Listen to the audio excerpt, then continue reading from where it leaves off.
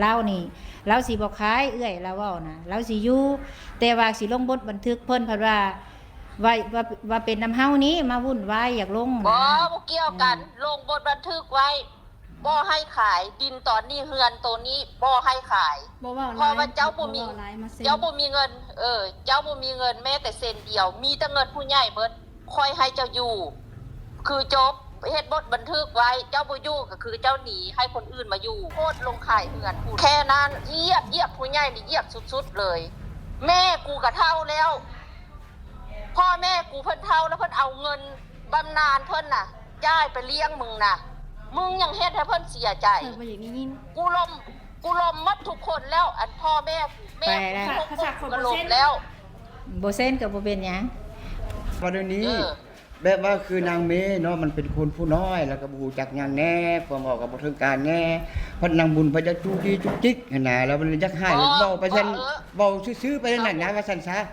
คันเมื่อเวลานั้นให้เรื่อง ความรู้สึกเลย เฮ็ดบทบันทึกนี่เฮ็ดนี่นะแต่เราเฮ็ดบทบันทึกนี่ก็บ่ปฏิเสธแต่ว่าอยากให้เฮ็ด2ใบใบหนึงของนางเมย์เซ็นบ่ค่ายดินเนาะถ้าค่ายดินทางหน้านี่ให้ FC เห็นพิจารณาเนาะ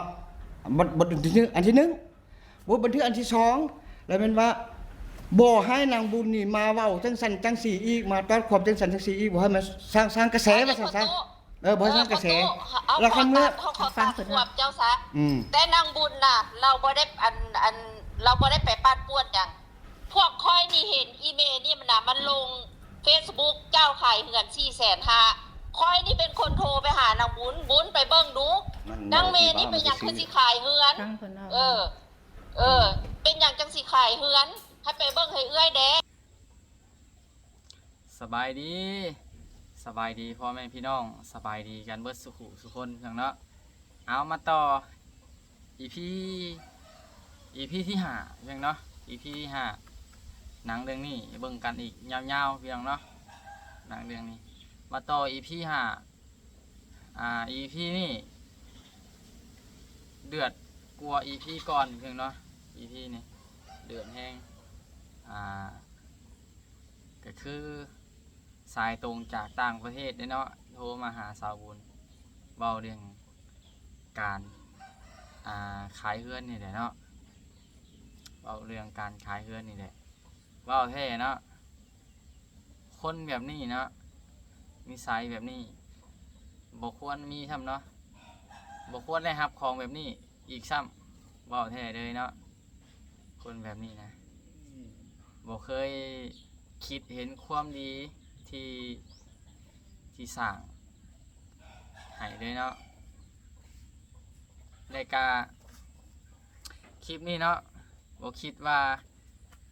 ทางพ่อตู้แม่ตู้เพิ่นกะยังมาเว้าใส่สาบุญอีกเนาะยังมาเว้าใส่สาบุญแบบบ่อ้อมค้อมเลยเนาะมาเว้าแบบดูถูกกันอีกเนาะดูถูกกันอีกซ้ำเว้าตัวหน้าสาวบุญด้วยว่าสาวบุญนี่มาจู้จี้จุกจิกเพิ่นว่าเนาะถ้าว่าสาวบุญบ่คุดค้นกะคือสิเรื่องนี้ก็คือสิบ่เกิดนะเพิ่นคิดประมาณนี้เนาะเพิ่นคิดแต่ว่าที่จริงแล้วเนาะเรื่องนี้สาวบุญบ่ได้เกี่ยวเนาะทางผู้ใหญ่ใจดีเพิ่นเนาะทางผู้ใหญ่ใจดีเพิ่นเพิ่นเป็นคนเห็นเนาะโพสต์นั่นสาวบุญบ่ได้เกี่ยวเนาะเพิ่นเป็นคนเห็นแต่เพิ่นให้สาวบุญเข้าไปประสานเนาะประสานว่าเป็นหยังคือต้องประกาศใช้ทั้งที่เฮ็ดให้นะเนาะแต่ว่าผู้ใหญ่แต่ว่าพ่อตู้เนาะพ่อตู้ของน้องมีเนาะพ่อตู้ของน้องมีเพิ่นคิดว่าสาวบุญนะเข้าไปจู้จี้จิกจิกคุดค้นขึ้นมาเนาะที่จริงแล้วมันบ่แม่นคือเพิ่นคิดเนาะเพิ่นเว้าอธิบายอยากให้ผู้ใหญ่ใจดีเข้าข้างเพิ่นเนาะอยากให้ผู้ใหญ่ใจดีได้เพิ่นอธิบายให้ฟังแบบอยากให้แบบว่า พิ่นน่ะถึกนะเนาะพยายามอธิบายให้เจ้าของดูดีอยากให้เจ้าของถึกแต่ว่ายิ่งอธิบายยิ่งแก้ตัวอย่างเนาะยิ่งอ่ายิ่งเฮ็ดให้ตัวเองแบบเบิ่งคือบ้านเฮาก็เป็นตาสั่งอีกเนาะยิ่งอธิบายยิ่งเป็นตาสั่งนะประมาณนี้พี่น้องเนาะนี่เบาซีว่า ว่าตามความจริงพี่น้องเนาะคือประตูเพิ่นก็จากน้องมีเว้าแล้วเนาะน้องมียางออกไปแล้วประตูเพิ่นก็มาเว้าต่อมาเว้าตัวหน้าเลยว่าสาวบุญนี่จู้จี้จุกจิกไปถ่ายคลิปจังซั่นจังซี่ทั้งที่สาวบุญเพิ่นก็แต่ที่เพิ่นแต่เด็กๆเนาะตั้งแต่ที่ผ่านมาสาวบุญเพิ่นก็ไปถ่ายเนาะตั้งแต่น้องเพิ่นขุดเก็บขี้ตั้งแต่ไปถ่ายเพิ่นก็เว้าดีโอ้ยย่องสาวบุญชั้นจังซี่แด้เนาะตะกี้ตอนยังบ่ทันได้พี่น้องเนาะพอได้เฮือนได้ซ่านแล้วก็เฮ็ดดีแทบตายเนาะสุดท้ายเป็นมาหัวเน่าพี่น้องเอ้ยบ่ไหวเนาะแบบนี้มื้อนี้เนาะสิคลิปนี้สิพามาเบิ่งเนาะคลิปนี้เนาะเป็นผู้ใหญ่ทางต่างประเทศเพิ่นได้โทรมาเว้าเนาะโทรมาลงเกี่ยวกับน้องมี่เนี่ยเนาะก็คือเบาซีก็ฮู้ดีเนาะว่าผู้ใหญ่เพิ่นเป็นไผเนาะฟังเสียงก็ฮู้เนาะก็เพิ่นก็เคยซอยทางเบาซีก็โอ้หลายอย่างอยู่ได้ตะกี้เพิ่นก็เคยให้เนาะให้หลายอย่างอยู่แม่เบาซีเสียกับเพิ่นก็ซอยเนาะแม่เบาซีเข้าห้องหมอเพิ่นก็ซอยเนาะผู้นี้ชื่อเสียงเพิ่นเนาะชื่อเสียงเพิ่นเบาซีเว้าแท้เนาะเบาซีบ่เคยลืมบุญคุณที่เพิ่นเคยซอยครอบครัวทางเบาซีเนาะเว้าแท้แต่ละคนเนาะบ่เคยลืมเนาะผู้ที่เพิ่นออกชื่อแต่ก็บ่ออกชื่อเนาะไผเคยมาซอยจื้อเบิดเนาะบ่เคยลืมถึงมื้อนี้สิบ่ค่อยเฮ็ดสายบุญถึงสิอีหยังก็ตามเนาะครับบ่ค่อยลืมคนที่ซอยคนที่เคยยื่นมือเข้ามาซอยเฮาตอนที่เฮาลำบากเนาะบ่เคยลืมคนที่ลืมบุญคุณเนาะคนที่ซอยเฮาตอนที่เฮาลำบากนะคนนั้นน่ะบ่เจริญแน่นอนเนาะคนน่ะว่าแท้เดี๋ยวสิมาเบิ่งคลิปนี้นำกันเนาะเพิ่นก็เดือดเพิ่นก็เดือดแน่นอนเนาะเพิ่นก็คือสิอยากให้เนี่ยว่าแท้บ่แม่นว่าเพิ่นเนาะแต่เบาซีทางข่อยเนาะก็ยังรู้สึกว่าอยากให้เลยอยากให้แทนเพิ่นทั้งที่เฮาเฮ็ดให้ปานนี้ก็ยังเว้าจาบ่ดีใช่เนาะเว้าแข็งกร้างใส่เพิ่นพยายามอธิบายให้ฟังแล้วก็ยังเถียงอยู่ก็ยังเว้าไว้เว้าง่ายๆก็อยากให้สาวบุญน่ะเป็นตัวเน่านะเป็นตัวเน่าเป็นตัวบ่ดีเพิ่นสิอธิบายพยายามอธิบายให้สาวบุญน่ะเป็นคนบ่ดีประมาณนี้เนาะเพิ่นสิอธิบายประมาณนั้นแต่ว่า FC เนาะผู้ใหญ่เพิ่นมีสมองเนาะเพิ่นมีสมองเพิ่นมีหูมีตาเพิ่นเบิ่งเองได้เนาะบ่พยายามอธิบายให้ฟังก็ได้เนาะว่าเพิ่นว่าคนนั้นเป็นจังซั่นจังซี่เนาะเพิ่นสิพยายามอธิบายให้สาวบุญน่ะเป็นคนบ่ดีในสายตาเพิ่นแต่ว่ามันบ่เป็นแบบนั้นเนาะยิ่งอธิบายยิ่งให้เจ้าของน่าเกลียดเนาะมาเบิ่งนํกันเพียงเนาะว่า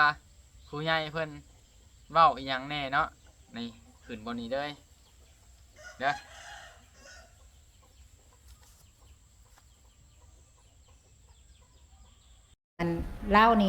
เราสิบ่คายเอื้อยเราเว้านะเราสิอยู่แต่ว่าสิลงบทบันทึกเพิ่นเพิ่นว่าเป็นน้ำเฮานี้มาวุ่นวายอยากลงนะบ่เกี่ยวกันลงบทบันทึกไว้บ่ให้ขายดินตอนนี้เฮือนตัวนี้บ่ให้ขายเพราะว่าเจ้าบ่มีเงินเจ้าบ่มีเงินแม้แต่เซนเดียวมีแต่เงินผู้ใหญ่เบิดค่อยให้เจ้าอยู่คือจบเฮ็ดบทบันทึกไว้เจ้าบ่อยู่ก็คือเจ้าหนีให้คนอื่นมาอยู่ แค่นั้นค่อยบ่ได้ต้องการหยังแล้วค่อยก็บ่ได้เสียดายดอกว่า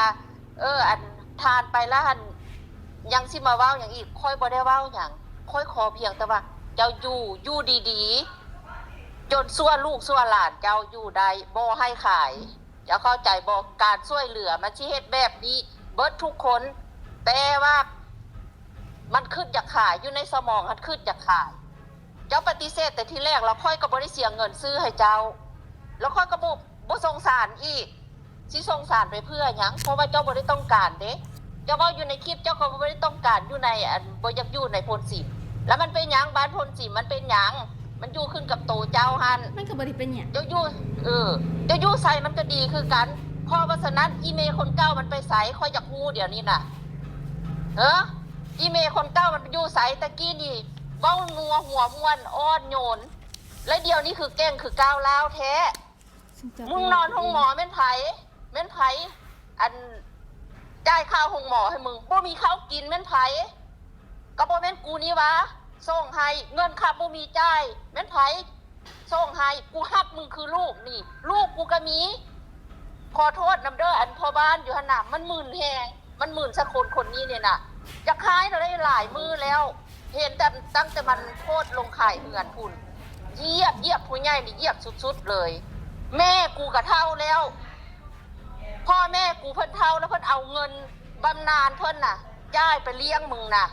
มึงยังเฮ็ดให้เพิ่นเสียใจ บ่อย่างนี้ยิน กูลมหมดทุกคนแล้วอันพ่อแม่กู ภาษาของ ก็ลมแล้ว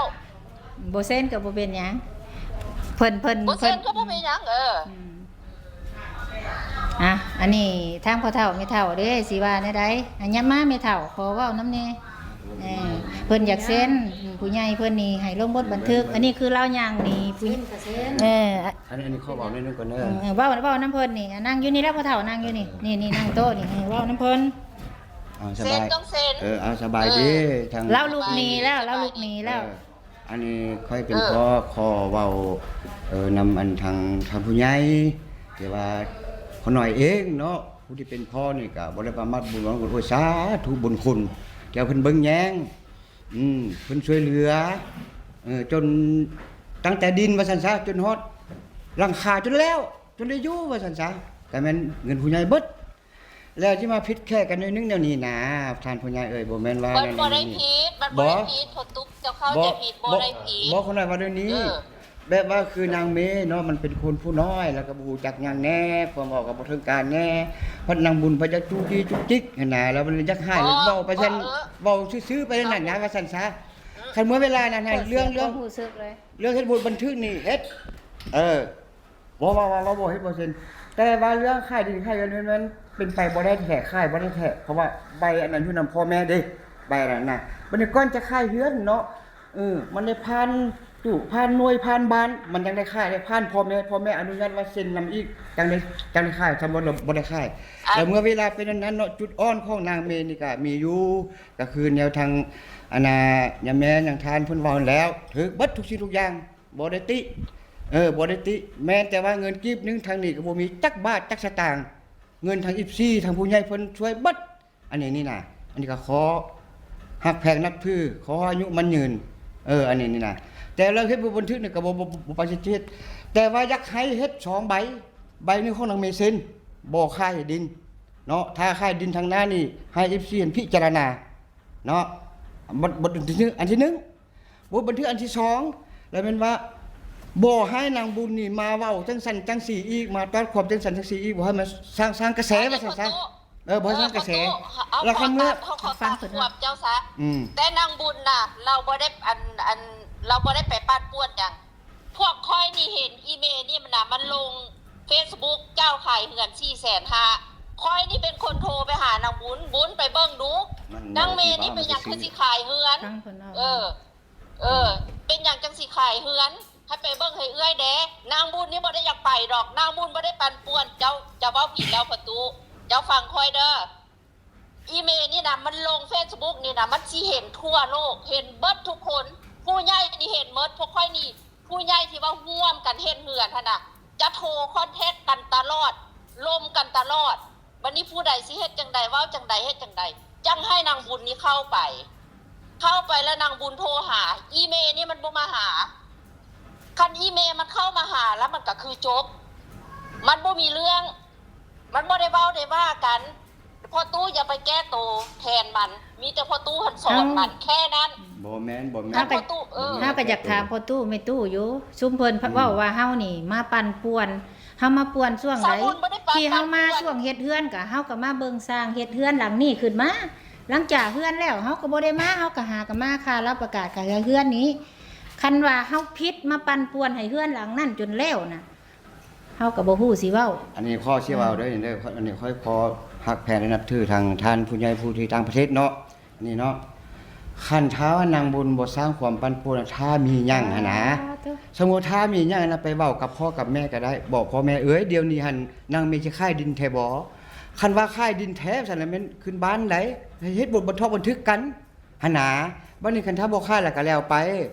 หันน่ะไอ้ลังพัดบ่ถามแล้วก็ฟาดมาหาบ้านโลดก็แม่นอยู่กับบ่นั่นน่ะเหลือบ่ก็แห้งดอกแต่ว่ามันความ เพราะว่าพ่อตู้บ่ได้เกี่ยวได้พ่อตู้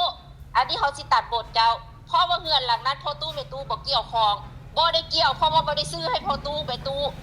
มีแต่นางเมย์คนเดียวนางเมย์เป็นคนที่จุดประสงค์พ่อตู้บ่จำเป็นต้องมาเว้าแทนนางเมย์โอเคเจ้าต้องเข้าใจเจ้าเว้าแทนนี่เจ้าเว้าแทน ข้องว่านางเมียเราพัดนี่นะอัน เจ้าบ่ต้องยุ่งพ่อตู้บ่จบเจ้าบ่ต้องยุ่งเพราะว่าเรื่องนี้หั่นน่ะมีแต่อีเมย์คนเดียวค่อยเฮ็ดให้อีเมย์เขาบ่ได้เฮ็ดให้เจ้าโอเคแล้วเจ้าจะไปเว้าให้สาวบุญว่าสาวบุญบ้านตัวบ่ต้องเว้าให้เจ้าอยู่บ่นั่นดอกบ่ได้สนใจว่าสิบ้างเอาเงินเอาซานบ่คือจักดีของเจ้าจบพ่อตู้ เขาก็มีตู้อยู่แล้วที่มาวุ่นวายกับลูกกับเจ้าบ่ เจ้าก็ค่อยจบกันมีแต่ให้อีเมย์มาเซ็นกับพ่อบ้านคือจบเจ้าบ่เกี่ยวข้องบ่ให้ยุ่งบ่ให้เว้าให้สาวบุญอีกเจ้าบ่เกี่ยวค่อยบ่ได้ซื้อให้เจ้าโอเคอย่าเว้าหนักหลายอย่าเว้าหนักหลาย14เอ้ยค่อยก็บ่ได้เว้าแนวผิดหูผิดทาง14เนาะอันนี้เนาะค่อยก็บ่ได้ประมาทยัดคุณบ่ได้ผิดกันก็ย่าบ่ให้เจ้ายุ่ง เพิ่นบ่อยากให้เว้าว่าเฮานี่มาวุ่นวายเด้ทั้งที่เฮานี่ เด็กน้อยเนาะเฮาเฮ็ดเรือนเฮ็ดซ่านให้แล้วบัดล่าสุดว่าเฮามาวุ่นวาย มันจะหายนะ เราว่าเราบ่ได้น้อยใดเราว่าเรา20ปีแล้วเราว่าเราบ่ได้น้อยเราว่าตอนที่ เจ้าเฮ็ดเดือนประมาณอายุ16ปีบ่เราบอกว่าตอนที่เฮาไปเฮ็ดให้เราน่ะ17ปีล่ะตอนนี้เฮา19สิเข้า20แล้วเฮาบ่ได้เด็กน้อยเด้อเราว่าเราเว้าเราน่ะเราเว้าเองแนวนี้เฮาบ่ฮู้ดอกว่าจักปีเพราะว่าที่เราเว้ามาทุกสิ่งทุกอย่างก็อาจสิบ่มีความจริงจักอย่างอาจสิคือเว้าหั่นแหละบ่มีความจริงจักอย่างเฮาก็เลยว่าเฮาเสียใจเพราะเฮาเสียใจที่ว่าได้เฮ็ดหลังนี้เฮาก็เฮ็ดมาอยู่แต่ว่าเฮาก็บ่เคยพบเคยพ้อคือกันเฮาหากับพ่อนี่แหละเฮาก็บ่แม่นว่าเฮ็ดน้อยๆเป็นจังซี่นะแม่นไผสิอยากเฮ็ดบ่มีไผดอกอีตนสงสารก็ซื้อมาอีเบงเนาะอันนี้เบงนี่อันนั้นอย่าเขาบ่ต้องไปเว้าถึงเพิ่นน่ะมันเป็นเรื่องของเพิ่นน่ะคือเป็นความแฮงก็บ่ได้แฮงนั่งล้างนั่งแล้วเว้าเองเด้เฮาก็มาถามจบดีมีแต่แนวนี้แหละเนาะทุกสิ่งทุกอย่างคือที่เฮามามื้อนี้ก็เฮามาเป็นตัวแทนให้ผู้ใหญ่เพิ่นแล้วเฮาก็บ่ได้มีว่าหยังมีแต่คันว่าบ่ขายคันสิอยู่ก็เฮ็ดลงบทบันทึกไว้บ่ให้ค้ำบ่ให้ขายคันคือสิบ่อยู่ก็คือมอบให้ทางบ้านเพิ่นผู้ใดอนาถาก็ให้เขาไปอยู่มีแต่แนวนี้ให้เจ้าให้เจ้าไปถามหลานเจ้าไม่ว่าเพราะว่าเราหนีกล้องแล้วเดี๋ยวนี้เราบ่เว้านำผู้ใหญ่แล้วก็ให้ถามว่าตัวสิเอาบ่หรือตัวสิอยู่บ่คันบ่อยู่ก็แค่คืนให้เพิ่นให้ผู้อื่นคันว่าเฮาสิอยู่ก็คือมาลงบทบันทึกลงลายเซ็นกันว่าต่อไปนี้เฮาสิบ่ขายแล้วเฮาบ่เว้าเฮาเว้าลิ้นซื่อๆก็ว่าแนวนี้เนาะเฮาก็บ่ได้เครียดบ่ได้ให้หยังที่เฮามาก็ได้ไผสิเว้าในเฮาแนวใดก็อย่าว่าเฮามาปั่นป่วนก็อย่าเฮามาตามหน้าที่เฮาอันนี้แล้วแต่ผู้สิว่าเนาะเพิ่นเว้าคลิปก่อนนั้นแฮงหลายเฮาบ่อยากเว้าหรอกเพราะว่าเราบอกว่าที่มากอ่ะมายิกหัวเราว่านางเมย์เราว่าย่าเราแต่จังใดก็มีแต่แนวนี้แหละเอ้ยเดี๋ยวสิลงกับพ่อบ้านเพิ่นก่อนเพราะว่าเฮาบ่ได้ถ่ายคลิปตอนที่ว่าเพิ่นลงบทบันทึกกันเด้อหลังจากแล้วเฮาจังสิอ่านให้ฟังดอกว่าเด้อเฮาใจเย็นๆเด้อจังใดก็เฮาก็ขอโทษทั้งทั้งอ้ายหลายๆเนาะบ่เป็นหยังโดยบัดนี้หันต้องเบิ่งมันพวกทุกข์คันทุกข์สิตายก็ย่าบ่ต้องสนใจบัดนี้น่ะคันว่าลงบทบันทึกนี่ คือที่เอื้อยเว้าหั่นบ่ว่าลงในบทบันทึกนี้เฮือนหลังนี้คันสมมุติว่านางมีเราบ่อยู่เราปะเราทิมเนาะก็คือคนในครอบครัวของนางมีนี่แม่นบ่มีสิไผมี บ่ สิ มี ทธิ์ สิทธิ์บ่มีสิทธิ์ ถ้าว่า บ่ นาง มี บ่อ สิท ยู่ ธิ์ แล้วก็คือมอบให้ทางบ้านไว้ให้คนที่เขาลำบากต่อแม่นบ่เอื้อย แม่นถูกต้อง โเค อันนี้น่ะ อันนี้ เออ เพิ่นเองเด้อนี่บ่แม่นเฮาเว้าเด้อพ่อเฒ่าเด้อ อันนี้ยังบอกแบบนี้อันนี้เนาะสมมุติว่านางแม่เนาะอันนี้สมมุติซื้อๆเนาะอันนี้เว้าขออนุญาตอันนี้ถ้าว่า มันไปเอาลูกกับผัวแล้วไปอยู่นำลูกกับผัวนะสมมุติว่านะน้องสิไปอยู่สมมุติว่านะ ไปอยู่ลูกน้ำผัว คือนางเมย์หั่นนะ โดย นาง โดย มาหั่นนะไปอยู่ คือส่งเพิ่นคืนจบ คันว่าเราบ่เอาแล้วเฮาสิไปอยู่น้ำลูกน้ำผัวเฮาก็ บ่ถ้าสมมุติว่าลูกผัวแจ้งไปอยู่เรือนผู้เพิ่นย่าสมมุติว่าในนั้นนะ แล้วจะให้น้องไปอยู่สิได้บ่ น้องไปอยู่นะเพราะว่าแต่ที่ก็น้องก็มีชื่อในนั้น อันนี้ก็ เออ ก็ต้องก่อนสิอีหยังก็ต้องถามกันก่อนตัวนี้ก็ปล่อยให้มันเป็นเรื่องอนาคตซะอันนี้ตัวนี้ก็ให้มันฮอดพุ่นก็จังว่ากัน อันนี้ก็แล้วแต่ทางผู้ใหญ่เพิ่นสิพิจารณา อยากจะรู้จักเดียวนี้แล้วเพราะว่าทางหน้านี่สมมุติว่านางมีเอาลูกกับผัวเอาไปเป็นผู้เพิ่นย่าเอาไปอยู่พุ่นแหละเอาให้น้องไปอยู่ซ่าซั่นเสียนะ คัน เอออั อันนี้ก็เฮาก็ยังบ่ฮู้อันนี้ บ่มีเรื่องอันซ่านี่มันค่ายนะ คันว่าเอาจังซี่เนาะให้เฮาเอื้อยว่าคือเฮาบ่คันสมมุติว่านางไม้เนาะเราดีเราบ่ประมาทบุญคุณผู้ที่เพิ่นสร้างให้ก็เอื้อยว่าแนวใดเอื้อย บ่ให้ไผจักคนนะครอบครัวนั้นบ่ให้ไผจักคน อีเมนี่แล้วก็คือจบบ่ให้ไผจักคนบ่ให้ไผมาเกี่ยวข้องอีกหมดอีเมแล้วก็จบ อันนี้คือ บ่ให้ไผ โดยโอเคเอ้ย เดี๋ยวกันเบิดอีเมล อัน แล้วก็สมัยของบ้านลูกนี่ไปอยู่นำเพิ่นบ่ได้แล้วอีเมลกันของประมาทเพิ่นว่าบ่อยากอยู่บ่อยาก บ่ เด้ บ่ อ มักให้บ้านคนซิมว่า ที่ เขา บ้า บ้าน น หัวท่ามัน บ่อยากโอเค ฮะ อันนั้นก่อนเนาะเอ้ยเนาะบัดนี้เนาะคันมีหยังสิโทรหาใหม่เด้อลมกับบ้านเพิ่นก่อนมันโดนแหละ โอเคสนะ โอเค เกบัด เป็นจังใดที่เพียงเนาะเบิ่งนิทานหนังเรื่องนี้จบแล้ว มีความคิดเห็นเป็นจังใดแน่เนาะสำหรับเบาซีเนาะก็คือซาใจเนาะถ้ามันบ่มีถ้ามันยังบ่ค่าแบบว่าลายเส้นลายชื่ออยู่ในใบใจดินนั่นเป็นชื่อของน้องแล้วนะหน้าที่พ่อจะยึดขึ้นเนาะซาใจทั้งที่ผู้ใหญ่เพิ่นว่าปั๊บเนาะน้องก็ยังอย่างนี้โอ้โหจักสิบ่ฮู้ว่าสิว่าจังใดเพียงเนาะเป็นคำสิว่าเลยทั้งที่ผู้ใหญ่เพิ่นเว้าก็ถือบ่ได้เนาะก็ถือแต่ก็แม่นความเพิ่นเว้าเบิดเนาะทางของอยู่ของกินแนวอยู่แนวกินเนาะข้าวน้ำจำปาบ่มีเพิ่นซอยเนาะบ่มีเพิ่นให้แต่ว่าน้องเพิ่นก็ยังอย่างนี้ละคุณเนาะบ่คิดเห็นความดีที่เพิ่นให้เฮ็ดให้เอ้าคลิปนี้ก็สิประมาณนี้แหละเพียงเนาะออกความคิดเห็นนํกันว่าเป็นจังไดเพียงเนาะเป็นจังไดเรื่องนี้แต่ที่แน่ๆเนาะคลิปนี้เนาะได้ใจ FC หลายๆคนแน่นอนเนาะเพราะว่าผู้ใหญ่เพิ่นตอบเนาะตอบเบ้าเนาะได้ใจคักเนาะได้ใจ FC หลายๆคนเพิ่นว่าแบบเด็ดขาดเลยเนาะเพิ่นว่าแบบเด็ดขาดเลยได้กาเสื้อบ่เนาะไทยวันพ้นซิมเนาะได้กาทางพ่อบ้านหรือว่าลูกๆบ้านหลายๆคนกับบ่มักทางน้องมีคือกันเพราะว่าเป็นหยังจึงบ่มักเนาะเพราะว่าน้องเพิ่นเว้าว่าบ่มักไทยวันพ้นซิมบ่อยากอยู่ว่าเนาะทางพ่อบ้านหรือว่าไผกับบ่มักคือกันว่าแท้เนาะเรื่องแบบนี้เอาพี่น้องคลิปนี้ก็จบเนาะพ่อกันคลิปต่อไปเนาะเรื่องนี้บ่จบแน่นอนพี่น้องเอ้ยเบิ่งกันยาวๆเนาะเอาพ่อกันคลิปต่อไปพี่น้องเนาะอยู่ดีมีแฮงการเบิดสุคนเด้อที่เบิ่งคลิปนี้จบพี่น้องเอ้ยเนาะ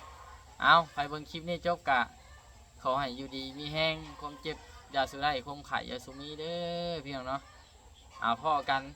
EP ต่อไปพี่น้องเนาะคลิปนี้ จบซ้ำนี่พี่น้องเอ้ยสบายดีเด้อ